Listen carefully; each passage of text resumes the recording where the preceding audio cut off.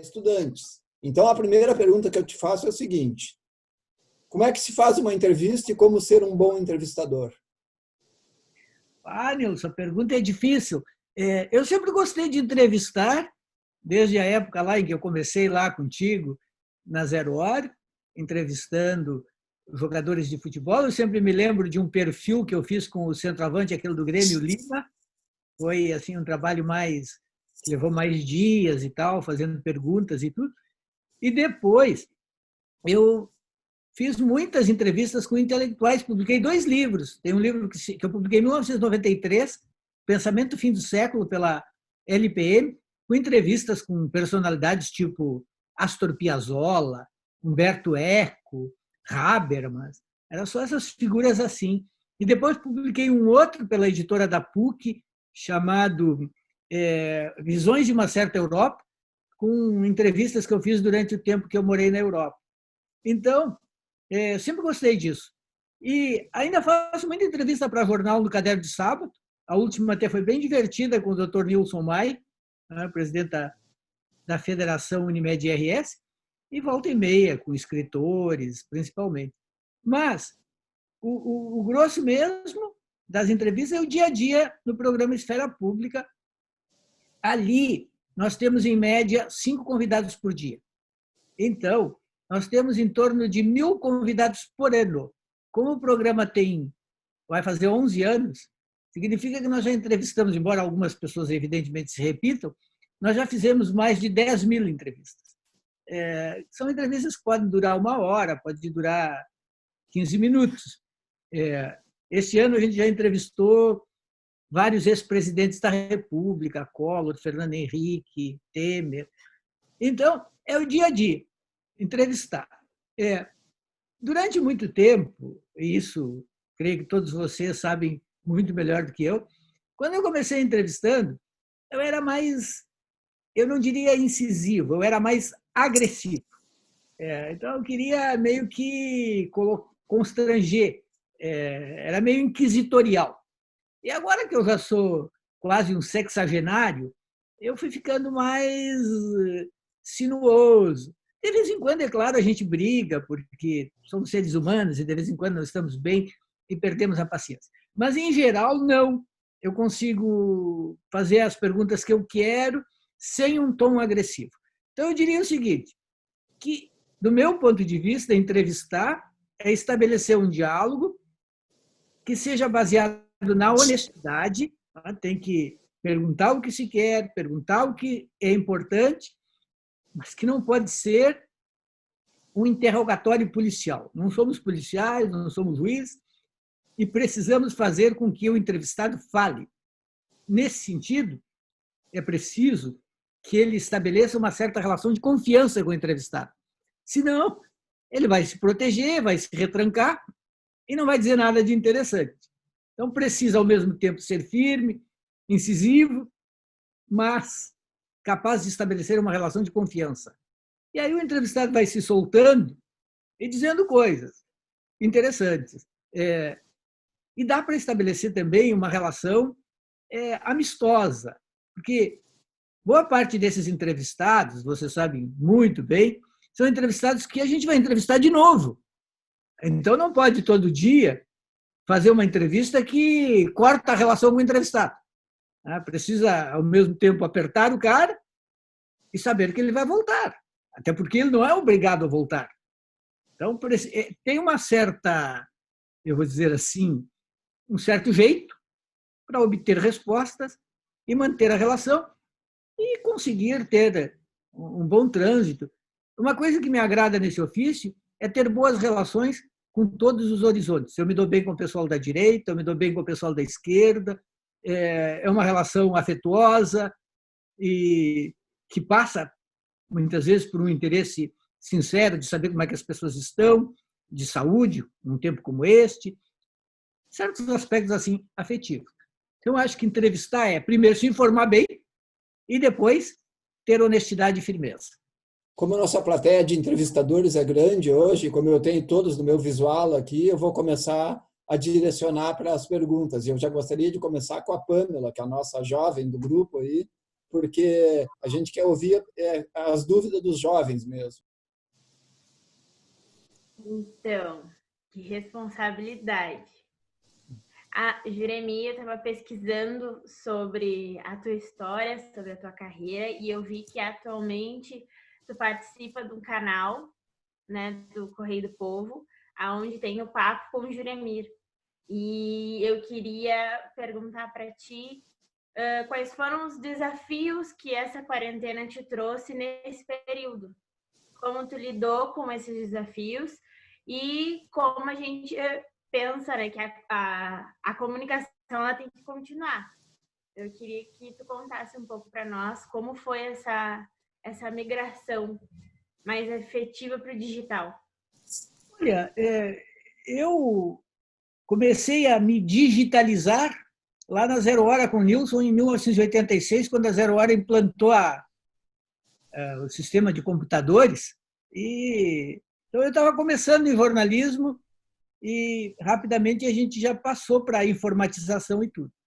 E quando eu fui para a França no início dos anos 90, aí eu descobri os computadores pessoais, Macintosh, e me apaixonei por aquilo e sempre tive uma certa facilidade de lidar com as tecnologias, nenhum problema, nenhuma resistência. Acho que o único aparelho que eu levei um pouquinho mais de tempo para ter foi o celular, que no início eu não precisava. Eu sou muito utilitarista. Eu trabalhava em casa e na PUC. Eu estava sentado ao lado do meu telefone fixo aqui na PUC. Eu não via necessidade de ter um celular. As pessoas até me dizem assim, mas como? Não era uma resistência, eu não tinha necessidade. E como tem um outro dispositivo, um outro aparelho que eu nunca tive porque eu nunca encontrei utilidade para ele, é o tablet. Eu não tenho tablet, eu nunca achei utilidade para o tablet. O que eu faço num tablet, eu faço no meu computador, e no meu celular. Então, se é para ler um livro, eu leio no celular. Então, nunca achei utilidade para isso. Mas adoro fazer vídeos para o YouTube, tem meu canalzinho lá no YouTube, gosto de fazer, faço aqui nesse cenário, às vezes faço na rua. Gosto de tudo isso. Podcast eu fiz um pouco e tenho feito menos, porque eu já faço muito rádio e eu não consigo ver muito a diferença entre podcast e rádio. Então, para mim é rádio gravado. E aí, como eu já faço rádio todo dia, já faço 3 horas de rádio todo dia, não vou ficar fazendo mais. Às vezes o pessoal que usar, eu digo, pega os comentários que eu gravo para a rádio e transforma em podcast. Então, eu gosto de fazer tudo isso. A quarentena em si, para mim, foi difícil, porque eu fui um dos primeiros a ficar doente com esse negócio aí da Covid. Então, eu fiquei hospitalizado, saí do hospital, tive sequelas, ainda me dói as costas até hoje. Então, isso foi difícil de conviver. Mas, graças à tecnologia, tem sido, digamos, suportável, porque eu passo o dia inteiro ocupado, dando aula. Hoje dei aula de manhã no Zoom. E dar aula no Zoom é muito legal. Em alguns aspectos, até é mais fácil do que a aula presencial, para uso de vídeos, para uso de PowerPoint e tudo mais, é muito fácil. Então, e faço meu programa de rádio daqui, passo o dia inteiro ocupado. Tem live todo dia, eu recuso muitas, senão eu passaria o dia inteiro fazendo, e eu fiquei com problema de voz, minha voz ficou com uma sequela. Hoje está muito boa, mas tem dias que ela falha. Então, a tecnologia tem me ajudado a ficar em contato com todo mundo. Por exemplo, hoje eu estou mais próximo da minha família do que antes. A gente passa todo dia trocando mensagens no WhatsApp, coisas que eu não fazia antes. Eu acho que a tecnologia mais aproxima do que separa. Naquela velha discussão sobre a tecnologia separa ou aproxima, eu acho que ela tem aproximado muito, mas ela não substitui o presencial no sentido da afetividade, do contato. Seria muito melhor estar sentado presencialmente com vocês. Juremir, mas ajuda bastante, ajuda. Seguindo a ordem dos nossos convidados, aí eu abro para o Cláudio Brito fazer a sua pergunta. Em primeiro lugar, quero saudar meu querido Juremir, e ele é testemunha, ele sabe que eu tenho boa parte da sua obra na minha biblioteca, e curto muito o Juremir, sou ouvinte do Juremir. Vou te fazer uma pergunta, Juremir.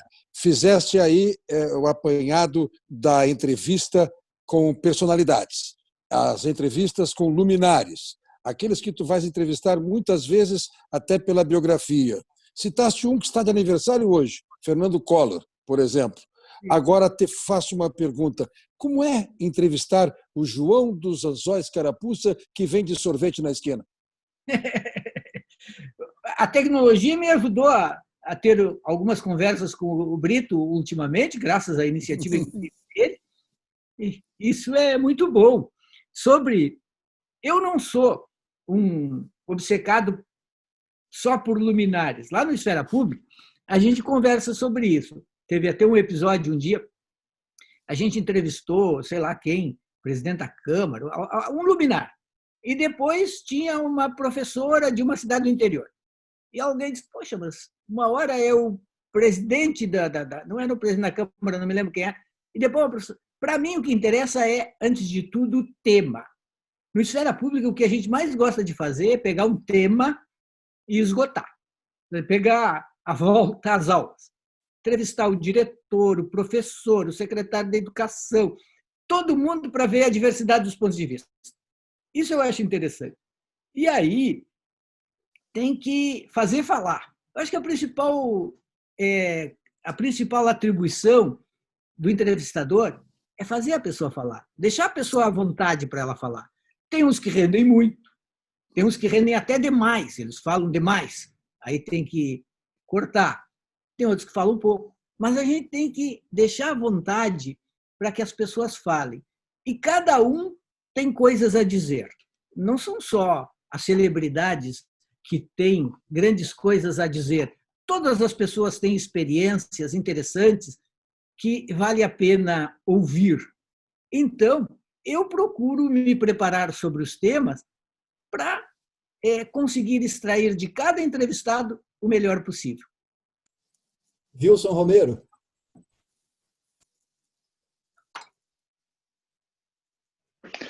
Boa tarde, Juremir. Boa tarde, presidente Nilson, companheiros de entrevista. Eu acho extremamente importante essa contribuição até para nossos alunos e nossos aprendizes de jornalismo que irão assistir um pouco das do Juremir. Mas, acima de tudo, Juremir, além de um grande call. Então, nós queremos saber, por exemplo, que tem duas perguntas a respeito disso.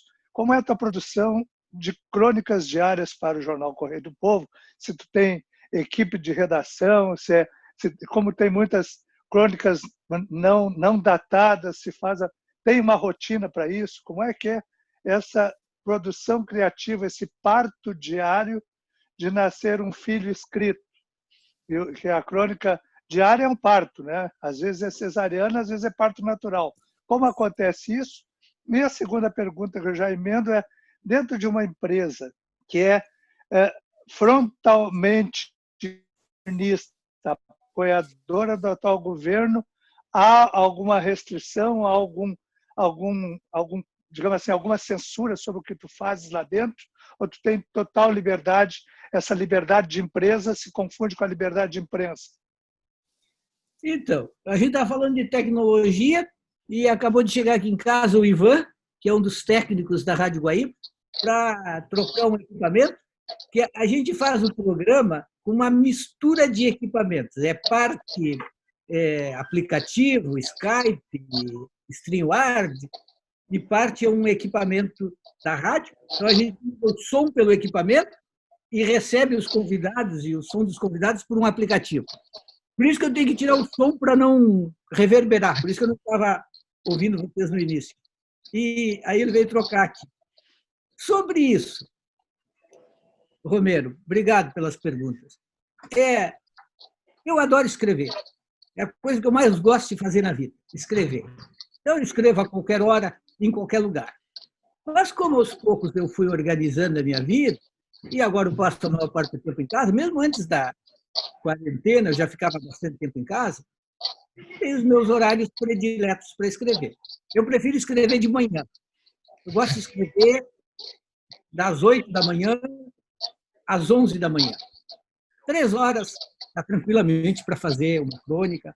E eu aproveito de tudo. Eu escrevo, às vezes eu escrevo uma crônica menos perecível, crônica, e ela pode esperar um pouquinho para ser publicada. E tem o dia a dia, o factual. Tem dias que eu penso, vou publicar tal coisa, mas o factual impõe outra. Aí vou lá e escrevo conforme o dia. Adoro escrever pensando em autores do passado, o que eles disseram, como é que eles podem ajudar a entender o que acontece hoje. E como é muito aberto o campo ali, posso escrever um artigo contra o Bolsonaro, posso escrever uma poesia, posso escrever uma lembrança da minha infância em Livramento, posso escrever sobre essa nossa conversa. Então, é muito livre. E, nesse sentido, é muito delicioso. Eu me sinto bem livre para escrever. É um parto, é um parto individual, é uma produção. Tem alguém estudando, palpitando, corrigindo. Eu não sinto como um parto, é uma coisa muito prazerosa. Uma vez me perguntaram como é que é escrever todos os dias. Eu sempre fico pensando como seria não escrever todos os dias. Isso seria difícil. Assim, não tenho mais que escrever todos os dias. Eu sofreria, porque eu preciso. Escrever me dá prazer. A hora em que eu sento para escrever, eu abstraio de tudo. Eu boto música, eu não ouço a música, porque eu fico completamente imerso naquilo que eu estou fazendo. Adoro escrever. Então, para mim, é o maior prazer que eu tenho no dia a dia. Até a dor nas costas passa quando eu estou escrevendo. Mesmo quando eu estava no hospital, na Covid, teve dia em que eu escrevi meu texto lá no quarto do hospital. Graças a Deus, eu não tive assim, sintomas seríssimos, não fui para a UTI, não fui entubado. Mas estava lá, aquilo pesava psicologicamente. Mesmo assim, eu consegui escrever algum dia a minha crônica. Enfim, em cada lugar, a gente precisa saber quais são os elementos importantes e também saber corresponder ao que é possível. O Luiz Adolfo e eu somos colegas na PUC há muitos anos. E nós sabemos o que é interessante, o que é possível e até mesmo o que não se deve fazer. Porque em todo lugar tem coisas que não se deve fazer. Preciso respeitar, digamos assim, os valores de cada lugar. Jeremir, como tu deve ter visto, aí o Flávio Dutra acabou de entrar na nossa sala. Eu ia cumprimentar grande Flávio Dutra, uma das personalidades mais marcantes da história do jornalismo gaúcho. E ele sempre vem com uma pergunta engatilhada. Sempre. Quem é Antes, deixa eu recordar um episódio. O Juremir foi confrade na famosa confraria da Caveira Preta, que reunia berrões da Zero Hora. Por isso o Nilson nunca foi convidado, porque ele não bebe, né? E uma das regras da confraria era aquele que faltasse 2 ou 3 reuniões era expulso. E o Juremir foi para julgamento, porque estava faltando demais, faltou 3 reuniões. E eu fui o relator do episódio.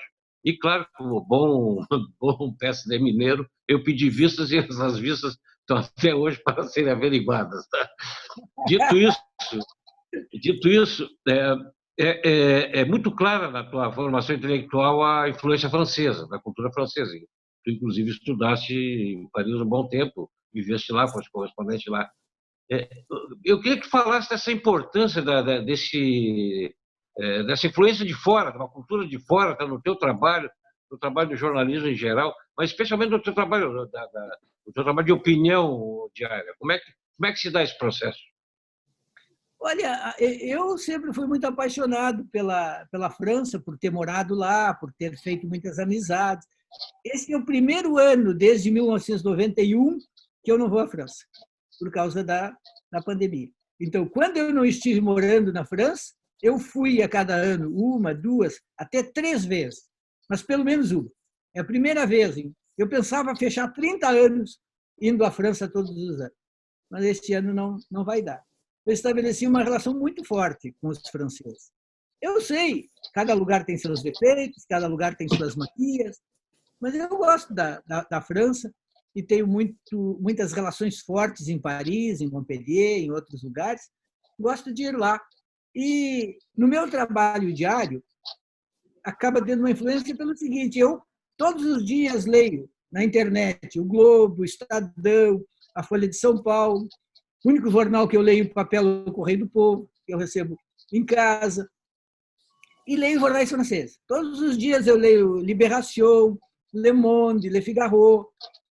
Então, isso volta e meia eu tiro um tema dali e vejo todos os dias, às 20h, o jornal francês na TV 5.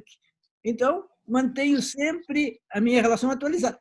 E também, constantemente, para a PUC ou para outros lugares, faço a intermediação da vinda de francês. Nós tínhamos 3 convidados franceses para este ano, que a gente foi mudando as datas e agora vamos transferir para 2021. Então, uma relação muito forte. E os franceses são assim, em geral. Generalizações são sempre arriscadas, mas eu vejo os franceses assim. Eles são frios no início, a relação custa a engrenar e depois que entende é para sempre. Depois é forte, são amizades duradouras. Eu gosto de conversar com eles. Tem coisas, às vezes, estava pensando outro dia, eu tinha que fazer uma entrevista com o Gilles Lipovetsky, que é um filósofo francês, de quem eu sou muito amigo. E aí eu percebi, eu andava encucado com coisas das sequelas da pandemia, da doença, essa aí, da Covid, que eu não andava falando para ninguém. Eu acabei ficando 1 hora falando com ele sobre isso. O que está sentindo? Estou sentindo tal coisa. Então, é uma relação intensa, que influi no meu trabalho, que eu gosto. Às vezes o pessoal meio que me rotula, o francês, não sei o quê. Eu não me vejo assim como um francês, ou como se a França fosse decisiva para mim, mas é importante. Eu não moraria na França, não iria embora.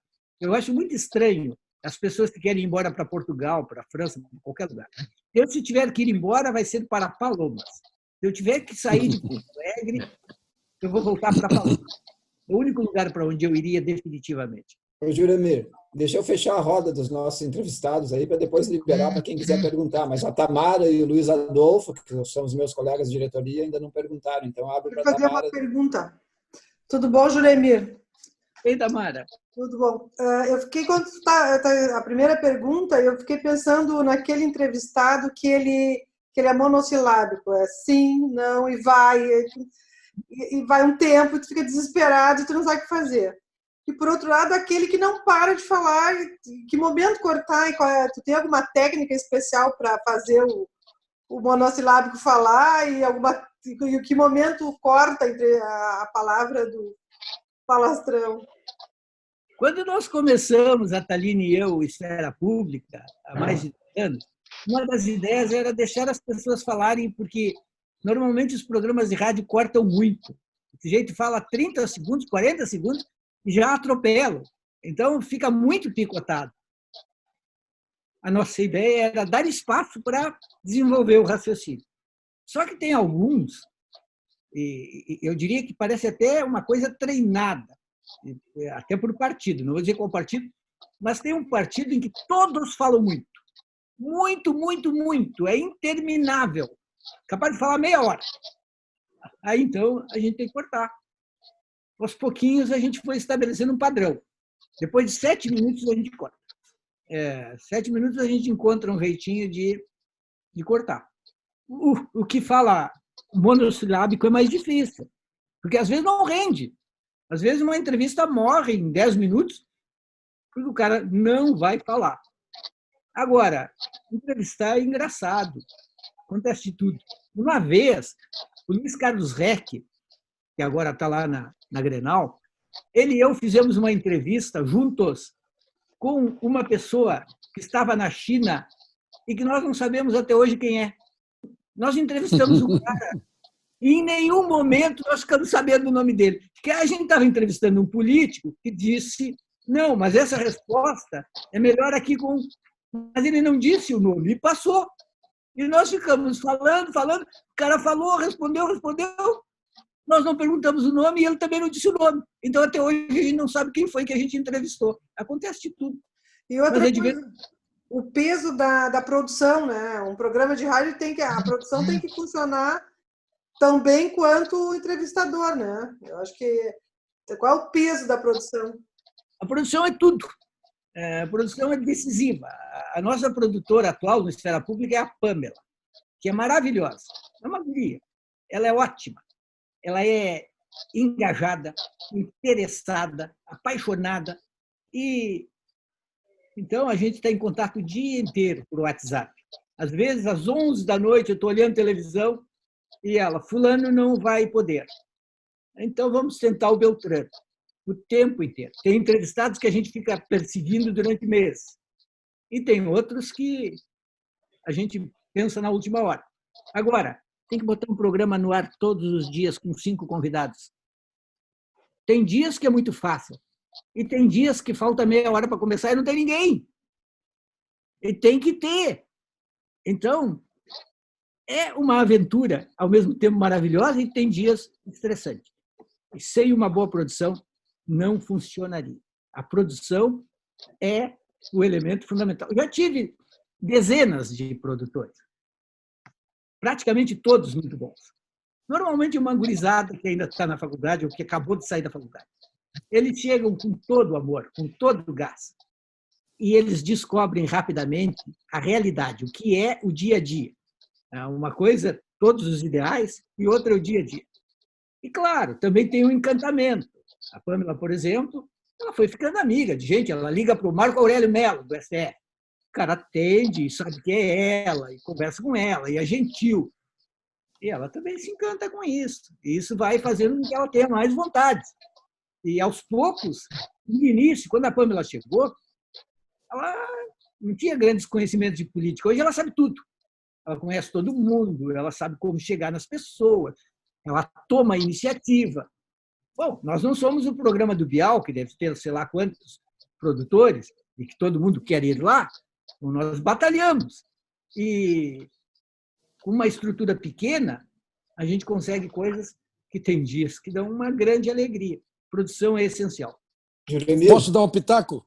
pode, um pouquinho antes, quero dar um break news aí, 1-0 para o Atalanta sobre o PSG. Tá? Ai. Esse é Gauchão? É o Gauchão? Só um pitaco nesse assunto de, às vezes, em cima da hora do programa, não confirmou o entrevistado, não tem o que fazer, vendo aqui a Pamela, que vai ser, quem sabe no futuro, alguém como a Pamela, que já trabalha com o Juremir, tem uma sugestão. Já aconteceu comigo algumas vezes. Parte para o making off, entrevista a produtora, entrevista o operador, pergunta como é que é a tua vida, faz alguma referência ao que está no jornal sobre a mesa e vai levando. Certo, Juremir? Outro dia entrevistei a Thaline sobre o Joaquim. Olha aí. Olha aí. Que é ficar em casa com um menino de 9 anos, 120 dias praticamente sem sair, etc. Porque o convidado não atendia. Estava marcado, mas por alguma razão ele não atendia. E tem dias também, vocês todos sabem, o Brito, com todos esses anos de rádio, sabe, tem dias que 5 minutos antes o convidado cancela. Exato. Cancelou. Ah, bom, que maravilha, cancelou. E agora? Agora tem que inventar outro. Então, não te assusta, Pamela.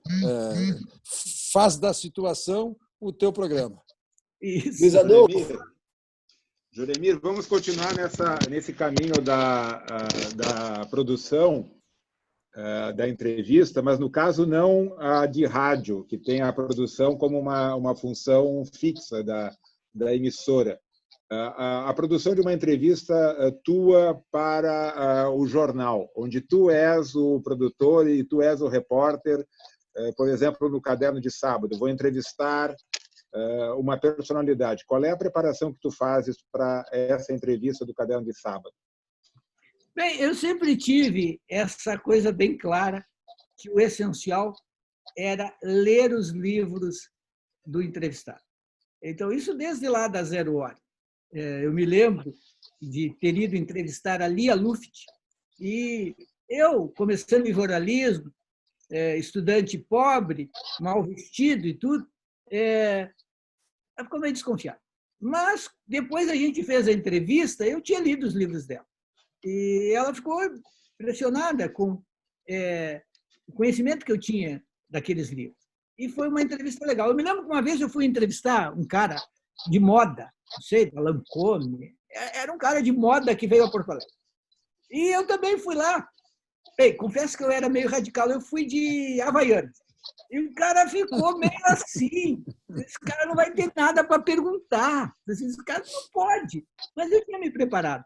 Então, eu acho que o essencial é, quando eu decido entrevistar um autor, eu leio os livros. Eu me lembro de uma entrevista que eu fiz em Veneza, com Mário Vargas Llosa, acho que para 0 Hora, Festival de Cinema de Veneza, ele estava lá. E eu tinha lido tudo. Conversa na Catedral, eu ainda reli agora.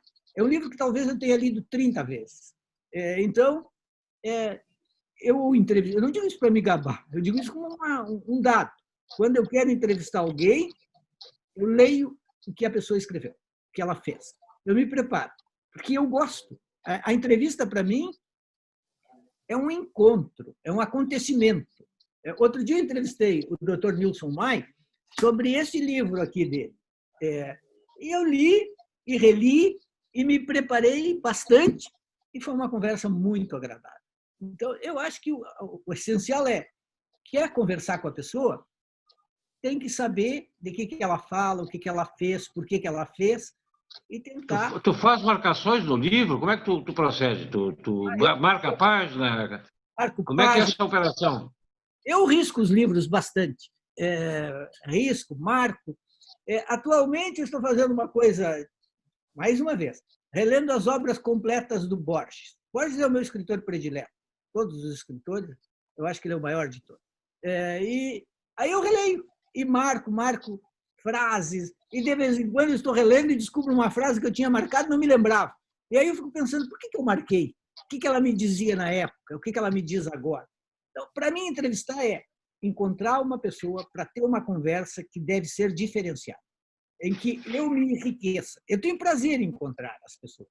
No Fronteiras do Pensamento, que eu ajudei a criar, e depois lá com o Luiz Fernando Sidney Lima, com o Fernando Schiller, eu sempre tive prazer em sair com os autores. O cara vem, dá a palestra, e depois? Eu gostava de sair com eles para conversar, para jantar, para conhecer, para me aprofundar. Então, para mim, entrevistar é um pretexto para encontrar as pessoas, e por isso eu me preparo para encontrá-las. Quantas línguas tu domina?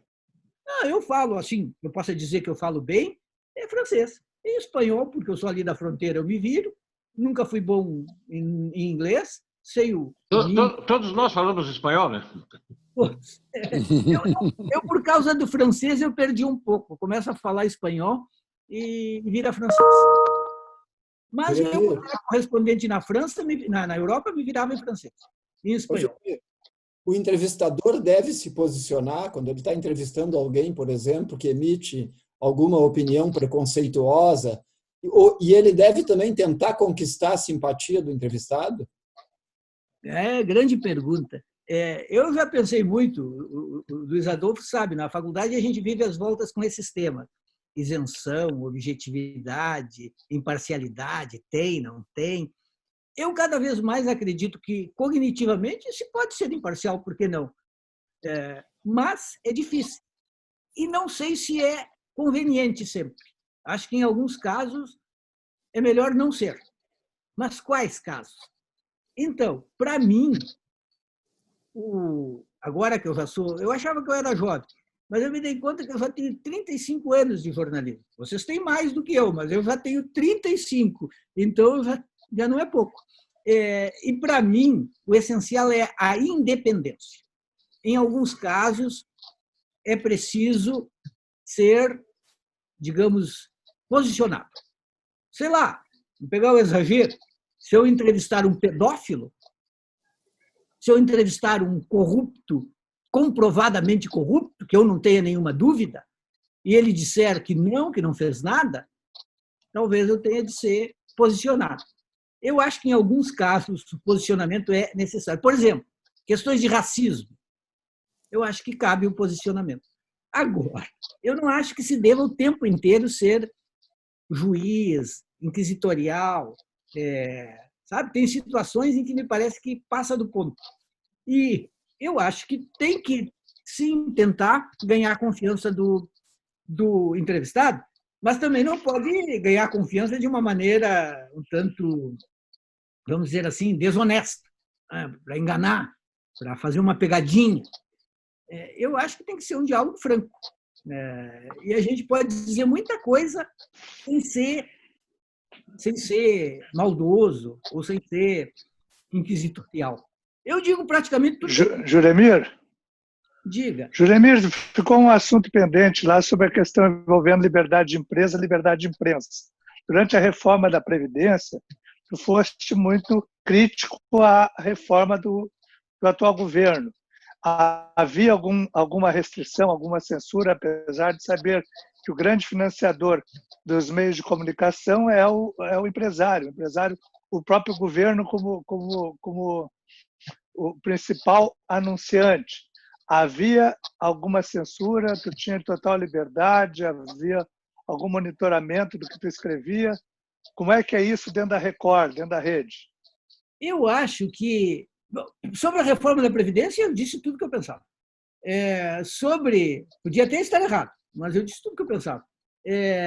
Até porque eu estava muito aborrecido com o seguinte: eu tinha feito os cálculos, me faltavam 4 anos para a aposentadoria, agora me faltam 8. Então, eu me sinto profundamente prejudicado. Então, eu critiquei. Eu critico o Bolsonaro no Correio do Povo, volta e meia.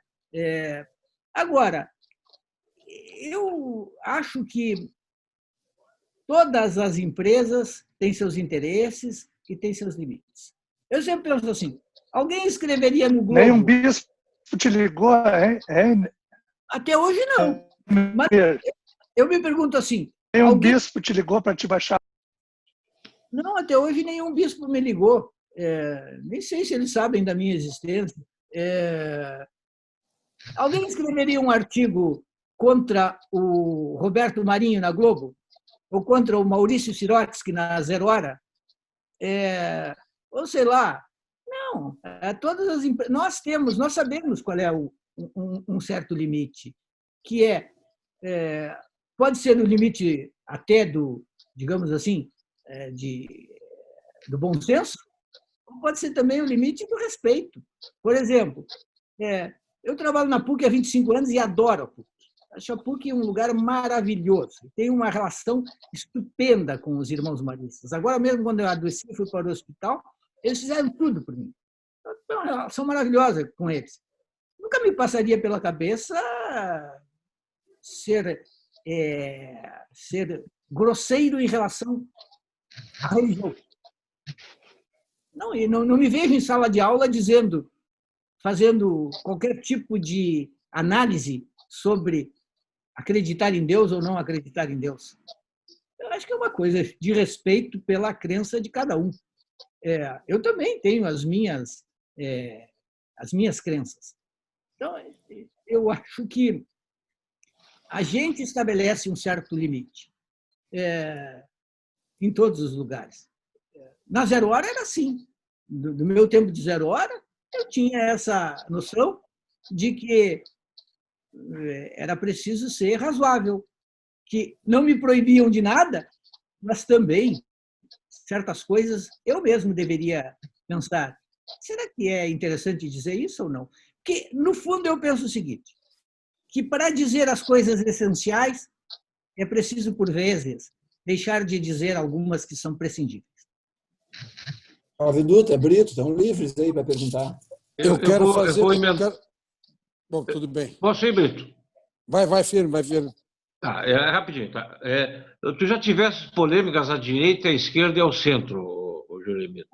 Como é que aqui na província esse tipo de relação? Eu até usei com outro entrevistado uma coisa que o Augusto Nunes dizia, que aqui a questão da crítica era muito mais... o impacto era muito maior porque é física. Tá? O cara entrava na redação, ia lá, metia o dedo na cara. Antes era assim, agora a redação está mais vedada. Tá? Como é que é lidar com com essas paixões ideológicas dos gaúchos? É complicado. Eu me envolvi em muitas polêmicas, vocês conhecem algumas delas, com o Luiz Fernando Veríssimo, com tanta gente, com o Lobão, com um monte de gente. O chato das polêmicas é que é o rótulo. Houve uma época que eu tinha na testa, polemista. Então, e às vezes nem era a palavra polemista, era polêmico. E aí vai ficando assim uma limitação. O cara olha para ti e já diz, lá vem o polêmico, lá vem o polemista, e te reduz. Então, eu fui cansando um pouco. Mas tem momentos em que é inevitável. Tem que ir lá e dizer o que pensa e correr risco. Eu perdi emprego, não me arrependo, mas também penso. Tchau, Ivan. Obrigado.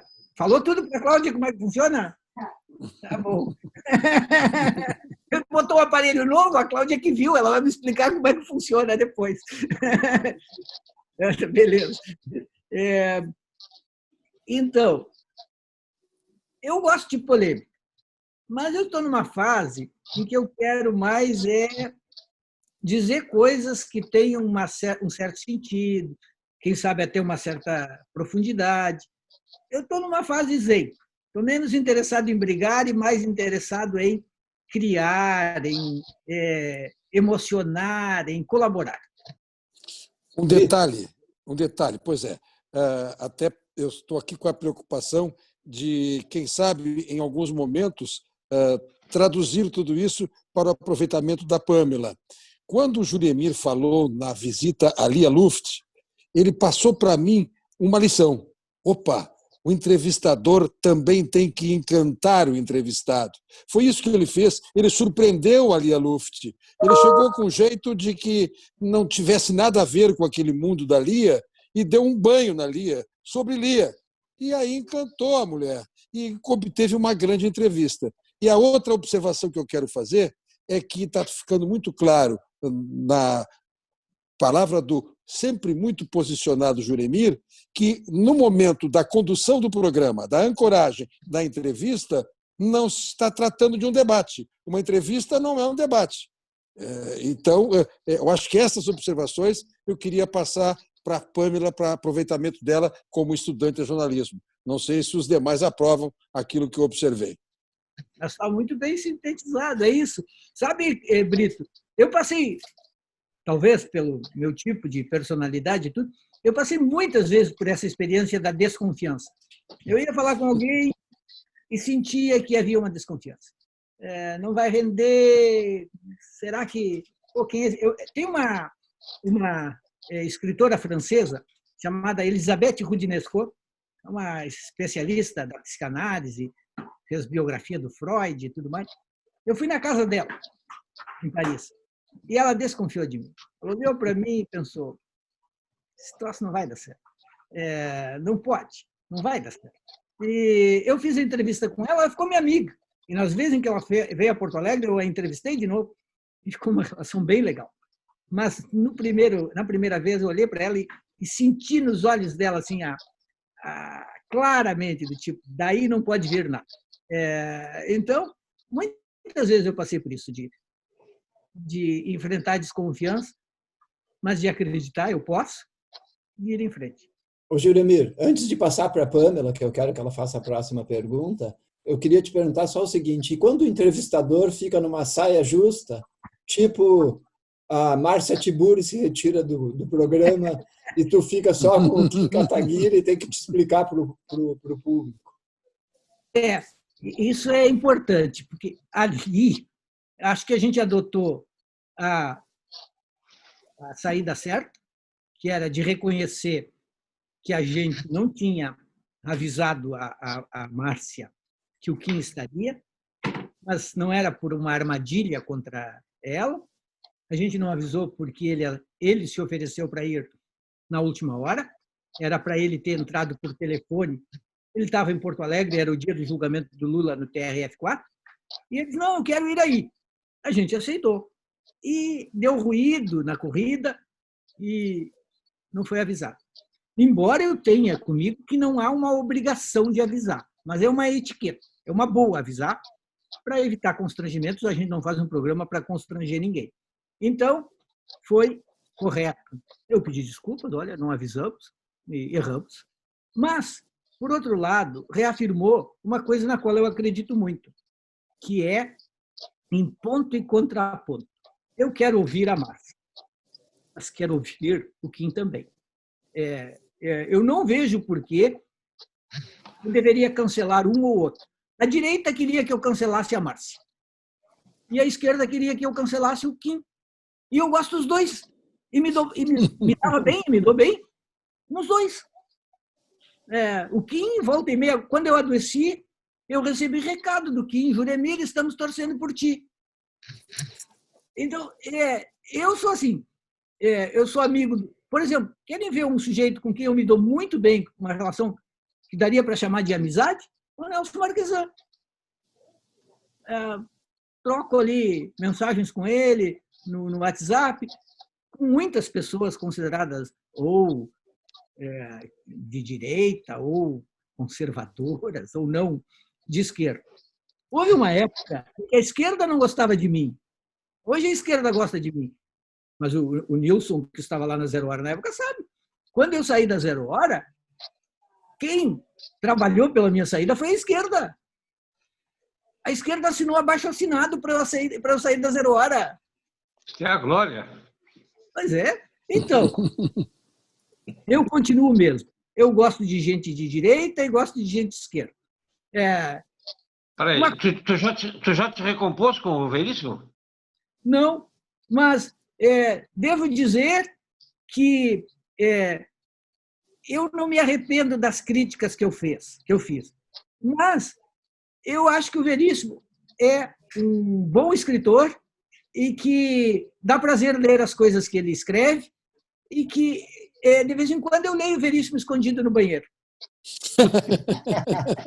Esse reencontro vai ser promovido pela Ari ainda. Pamela. Pamela, vai, Pamela. Seu Juremir, eu gostaria de saber qual o conselho que o senhor dá para o estudante que começou a estagiar, entrou num veículo de comunicação e, às vezes, tem dúvidas para qual lado ele vai. Então, para esse jornalista iniciante, quais os conselhos, como referência, e como também trabalha no veículo de comunicação, o que se espera de um estagiário hoje? Eu dou uma sugestão, que é a seguinte: olhe na redação e descubra onde está o Nilson, o Flávio, o Luiz Adolfo, o Brito, o Romero, a Tamara, e vá conversar com ele. Na Zero Hora era assim. A gente dizia para todo mundo, cara que chegava, vai lá falar com o Nilson que ele te mostra o caminho das pedras. Era o melhor. Era a maneira mais adequada de saber onde se errava e onde se podia acertar. Uma boa interação com os experientes, com os veteranos, sempre ajuda. Tem veteranos que são chatos, que acham que são donos da verdade e não gostam de jovens. Mas tem os que nasceram, no fundo, para ser professores e que ensinam informalmente e tudo mais. Que é esse grupo aqui, por exemplo. Então, eu acho que é isso. Tem que procurar a experiência e tem que estar aberto para experimentar, se arriscar. Eu dou um pequeno exemplo, não me acho exemplo para nada, mas penso nas minhas experiências. Quando eu comecei na Zero Hora, eu comecei na editoria de esporte, meu primeiro chefe foi o Nilson. E eu logo teve uma greve, não sei se você lembra disso, teve uma greve geral, acho que foi a única greve geral que teve de lá para cá, de fato, assim, que o país parou. Eu me ofereci para participar da força-tarefa para cobrir a greve, porque eu queria ter outras experiências em outras editorias. Então, eu acho que tem que se oferecer, não dá para ficar parado. Eu acredito muito na filosofia do neném prancha. Quem pede, recebe, quem se desloca tem a preferência. Pamela, eu tenho certeza que todos que estão aqui nesta tarde com o Juremir estarão sempre disponíveis. A nossa Associação Rio Grandense de Imprensa é um belo lugar para ser visitado, para ter conhecimento da história, daquilo que te apaixonou, que é a comunicação, que é o jornalismo. E disse bem o Juremir, procura a turma, pergunta e estejas disponível para todas as missões. Isso é importante.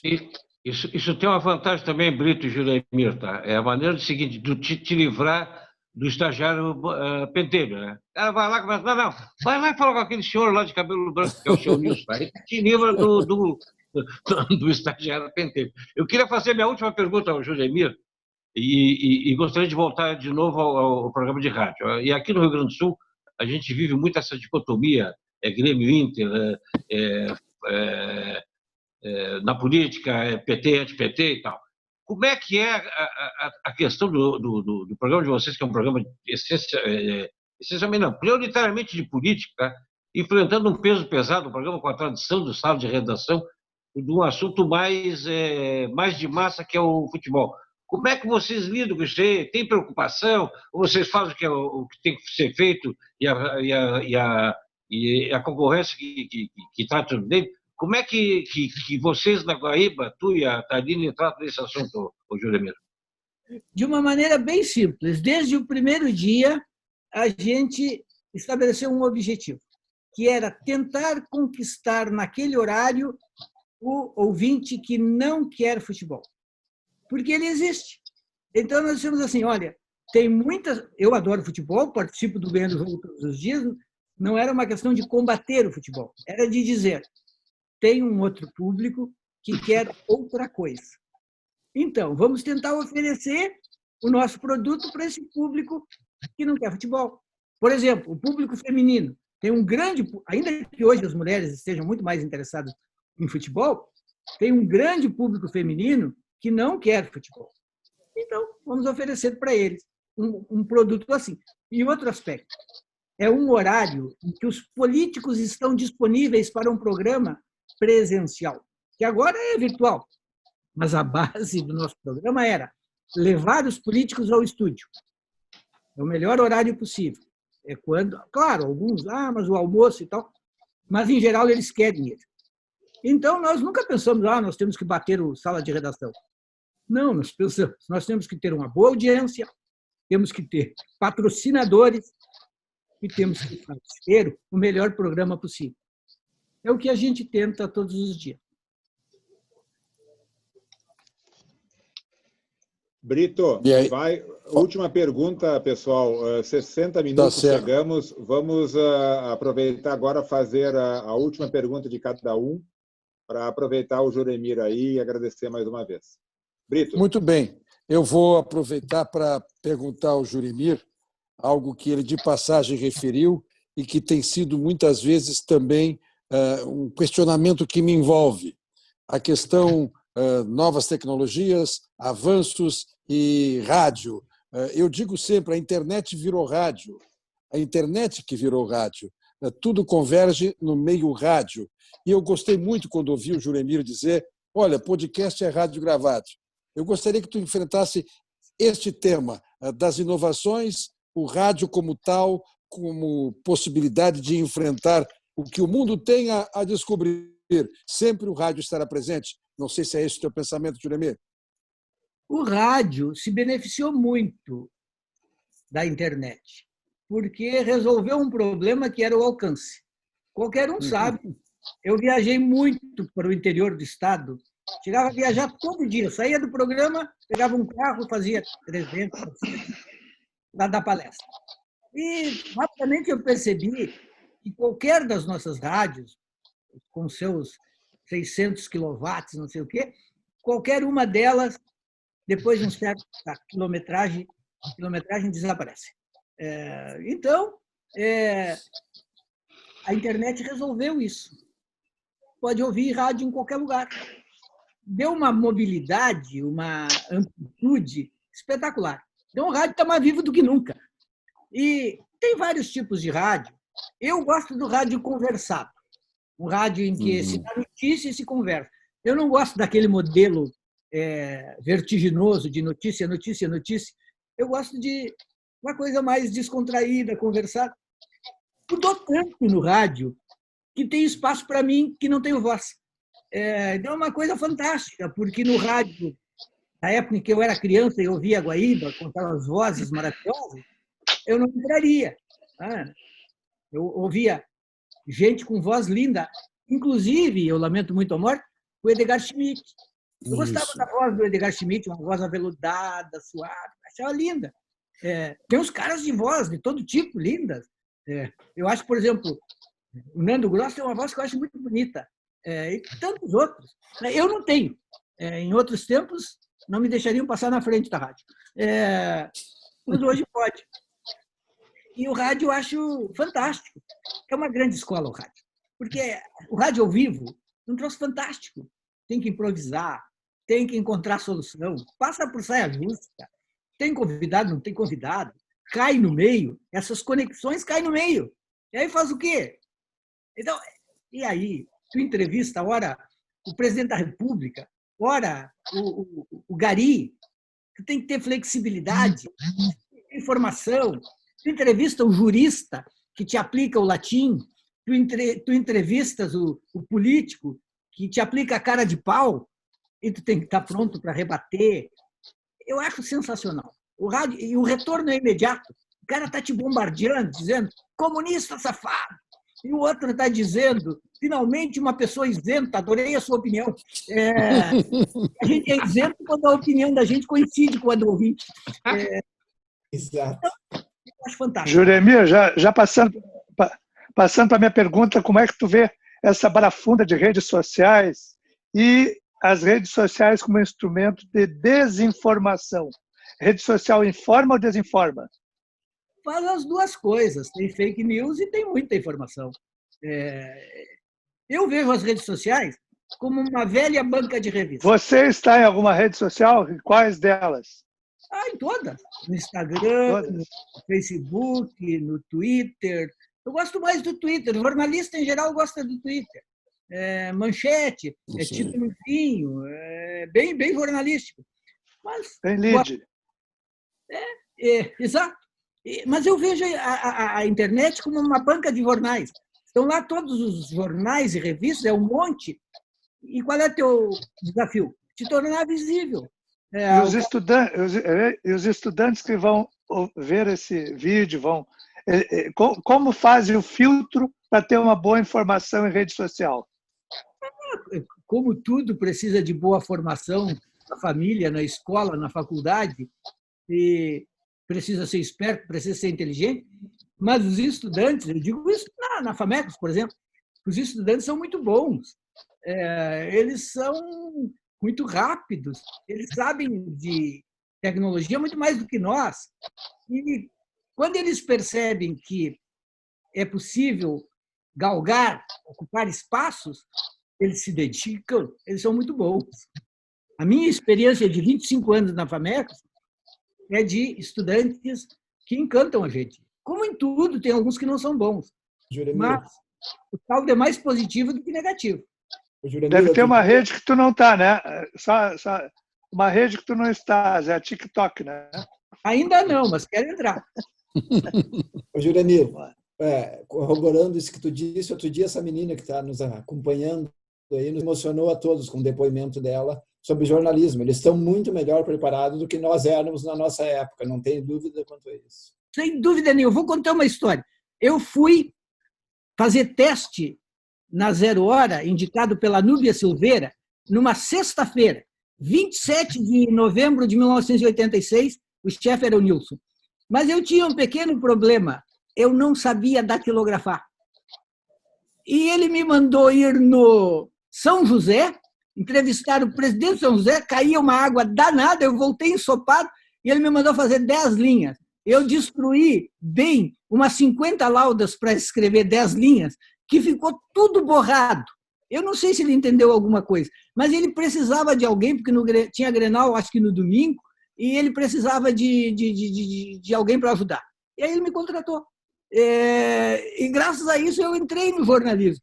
Mas eu entrei tão despreparado nesse sentido, eu tinha uma boa preparação cultural da FAMECOS, mas eu tinha conseguido me formar sem saber datilografar. que era um problema assim, meio de coordenação motor. Então, eu acho que os de hoje são muito mais preparados. Embora eu diga isso, a faculdade ensina muito. Ensinava na minha época e ensina hoje. Ensina muito. Nem sempre ensina o que o jornalista de mercado acha que tem que ensinar, mas ensina o que é fundamental. Te ensina poesia, te ensina literatura, te ensina filosofia. Depois de algum tempo, ficam no jornalismo aqueles que, além de saber fazer a parte técnica, têm bagagem. E quem dá bagagem é a faculdade. Juremir, e mais importante, que ela ensina o senso ético para o jornalista na faculdade. Sem dúvida nenhuma. Eu acho fundamental a faculdade. Ela, não só porque eu sou professor, mas porque eu sinto o quanto, se eu não tivesse faculdade, eu não teria conseguido ficar em jornalismo, porque eu teria chegado sem saber nada. Pamela, Tamara, deixamos as mulheres muito quietas aí. Vocês podem fazer a derradeira aí antes do Luiz Adolfo encerrar. Antes da Pamela, para fazer política, tu disseste que tem que se dar bem com a esquerda e com a direita. Futebol, imagino que tem que se dar bem com o Inter e com o Grêmio. Tu cobriste o Grêmio, tu torceste mesmo para o Grêmio, que tu disse outro dia numa entrevista? Claro, tem até uma foto minha que eu divulgo, volta e meia, de camiseta do Grêmio. Quando eu fui setorista do Grêmio, eu virei gremista. Eu fui gremista por 2 anos e meio. Fui muito, porque eu me dava com os caras, o Cristóvão, todo aquele... Tanto que até hoje, entre dirigentes de futebol, os meus amigos, aqueles com quem eu tenho a proximidade, são do Grêmio. O Raul Regis de Freitas Lima, que eram os dirigentes da minha época. Eu nunca mas um dia o Cacalo e o Cuca foram lá querendo bater no editor de esporte. É verdade. É verdade. Quase apanhei do Cacalo e do Cuca. O Cacalo foram anos. Depois eu era muito amigo da mãe dele, a professora Dileta Silveira Martins, que foi maravilhosa. E ela conseguiu estabelecer a paz entre nós dois. Que tinha uma época em que ele porque queria me dar uma coça. Enfim, mas eu fui gremista. Eu acho, é uma tese que eu tenho, eu acho que todo mundo devia trocar de time de 5 em 5 anos. E de partido?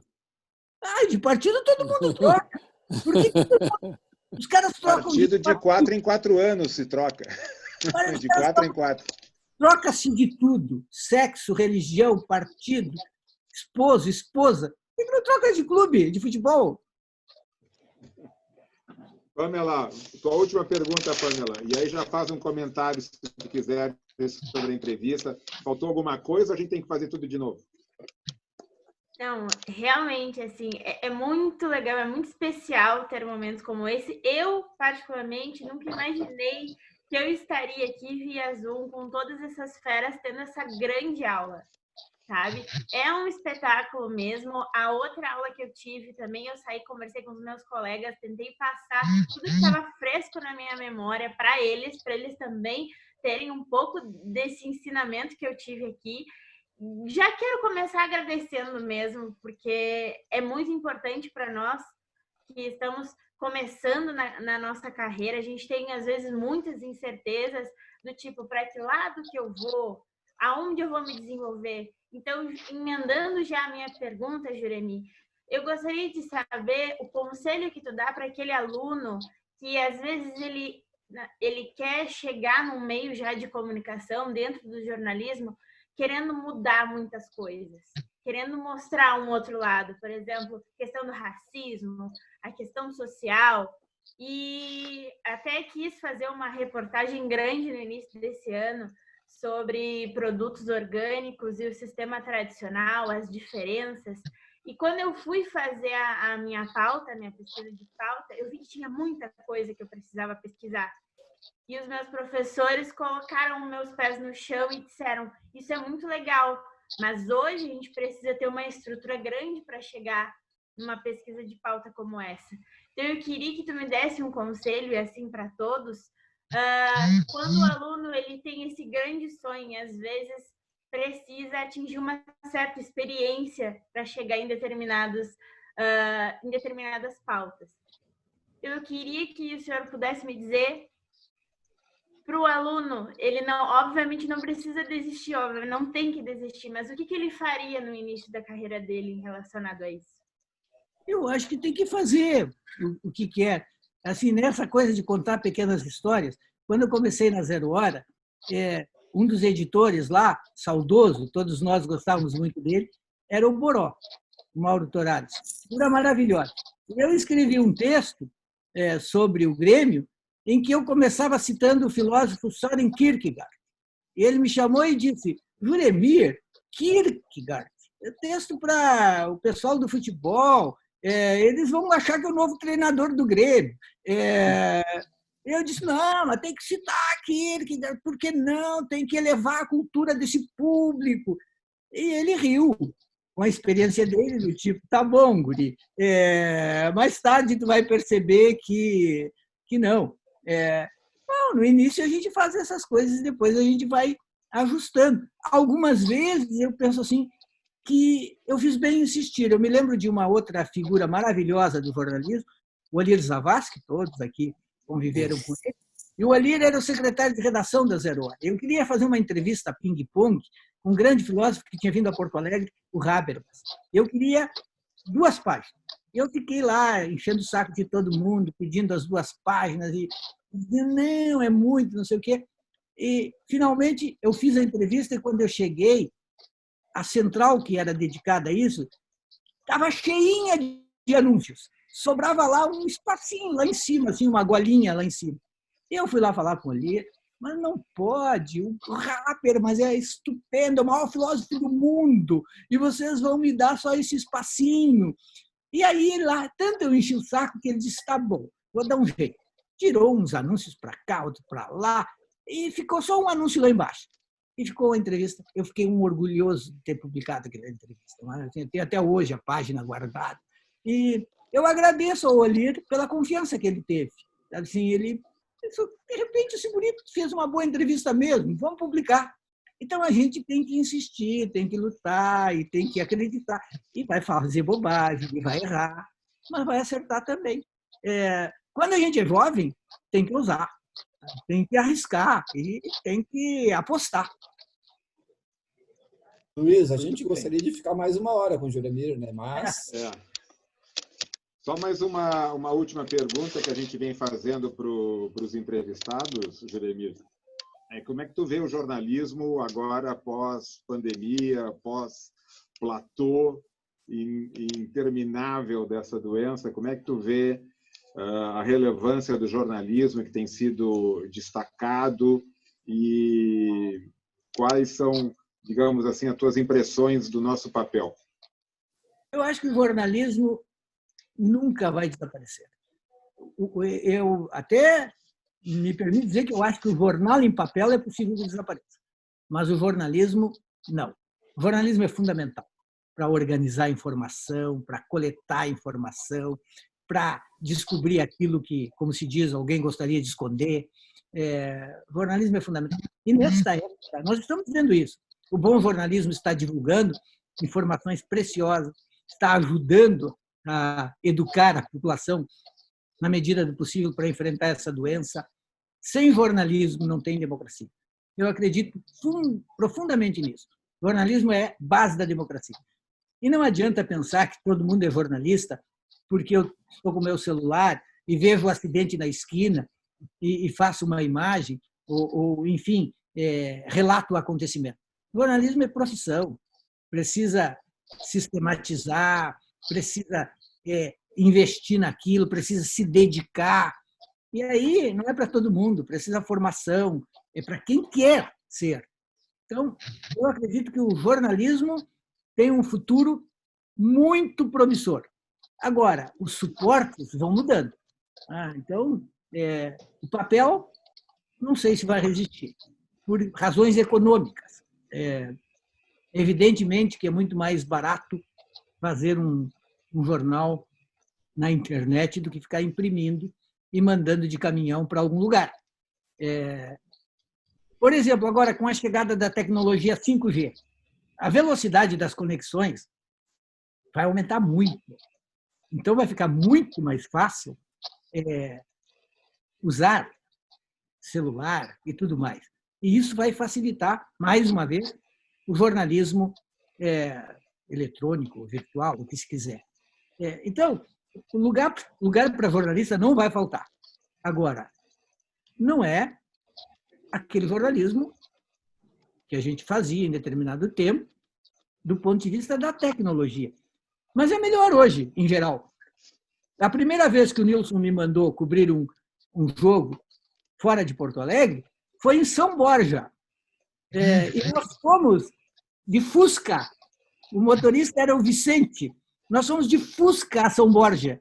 Eu, o Vicente e o Paulo Dias, que era o fotógrafo. Imagine, de Fusca até lá. E aguentando aquela mala do Paulo Dias por uma viagem até São Borja. Então, e quando terminou, nós fomos para uma delegacia de polícia para eu usar o telex, perfurar aquela fita. Era uma tecla dura. Aquilo era um inferno. Imagina hoje, com a tecnologia que tem disponível.